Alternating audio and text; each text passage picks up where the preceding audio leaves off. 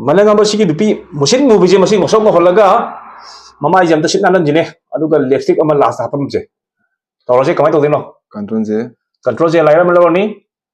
control L le benam le lola ni ko ado kitang ngon tare ko tang le kalo kai no o du da sanare ko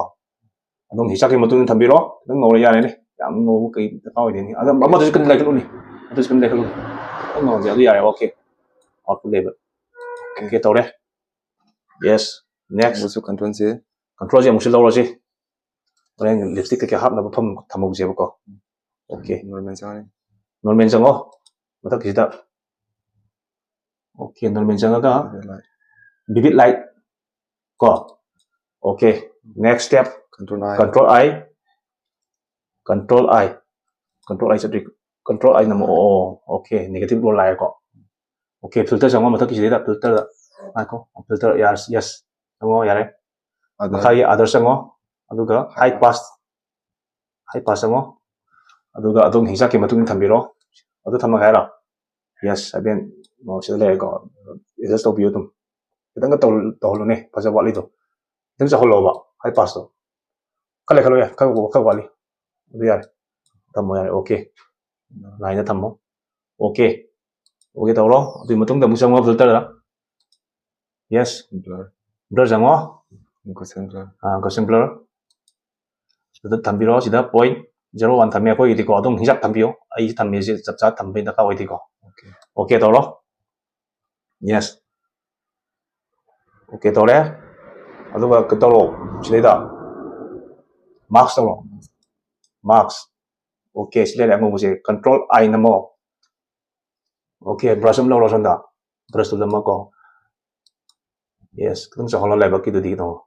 ne khai ra ja la kitang matam lo ram je di ko na khai ra sida kitang matam lo ni ang pilo ro ji makai to lo nungkin webina kino sik tang lakhat le camera ka pata jara to to yes na le ko mong tare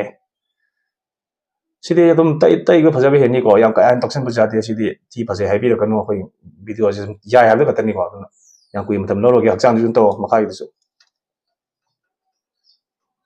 ngon ba jam ya ri ko dum le khat pe ai ko sida yes abo lo biro ni kui na bin kan ti Jimbal gi matawai da tang lobi ro du go ya la si sem di am yari ko yan phazan sem be dark pol hen be yes dark si di ko healing tool sin da dum lo to ku jai ko okay si ya la ji mi pan do sai do nan to gi ra to ron yang kui na bin kan din video sang ga dum si di ko yan tak pa ka le go phazai ta re AI to du ka si ga dum bit hajam pe ko AI ji adi have den AI to ga di henjan bi yaw re yes okay AI ga si ga par to ba adon kai base ne ta re makai du layer da wan thamo ne kana hap si ne layer wan da changu ne adon namo ne okay si layer wan namo ne adon masai lipstick to hapin ji lipstick hap chalo masa na mo hap si pen to lo ga pen to re ne pen to okay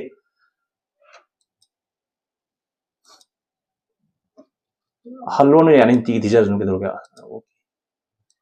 ui na bani yes phajade waya ga din ne du yes ya hala si max selection right click namo right click namme aduga max selection chamo okay sida kan jing lo ngi okay adu did ka go pixel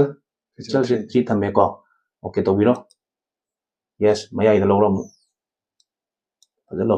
maya lo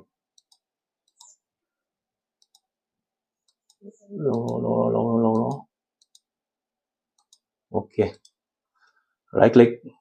the make selection chamo make selection da aduga subtract from selection okay to biro pixel 3 thamme dum yara okay to biro okay sida sang biro sida adjustment layer da ko solid color kan biro okay tole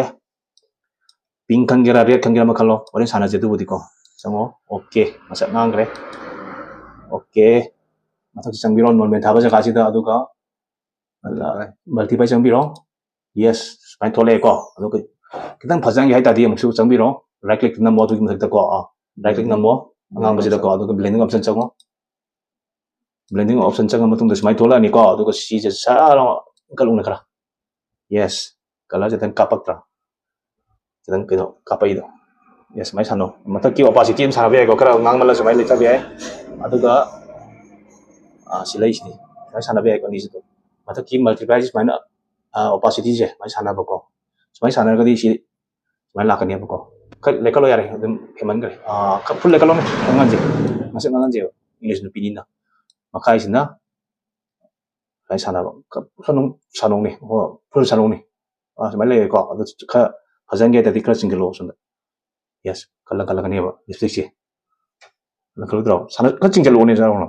okay di yare la kale okay tawro itu kai wali sida adu hajan ge ta di si phajabadi lo re ko adu difference ti yeng ni difference yung sai sini ko bosi to isna okay difference ka lai re ko fajan bosi da tong gi hincha amni ko dum na fajar gi dum fajadi ni adu ko sidala iba masa amsa lai jing de dum ko gi spot control i pujalo ne control sidi to punjala ge ko adu ka pujam da che ko adu ka si ki healing tool se lo ne nati healing tool do mathang me adu lo ne spot healing tool healing brush tool ko lo adu ka sidala iba ko ikino che ka dak achogo de ji dum